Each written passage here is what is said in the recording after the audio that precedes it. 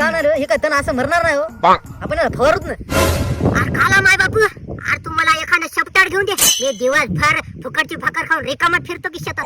एखादी शपटाड घेऊन दे मला, शाक धुरा साफ करतो शपटाड सोबत. बापल्या कसं काय काय बरं चालू लागेल माझ्या धुऱ्यावर, वाटून काय वाटून परत म्हणजे याच्यामध्ये काड्या करायला आलेच वाटते त्यात. बघतो तर हा. अरे ए विलिशा, तू इथं काय आणला आता? जाय ना तिकडं, काशी कर ना तिकडे जाऊन. तू तुला ढेला दिलं ना वाटून.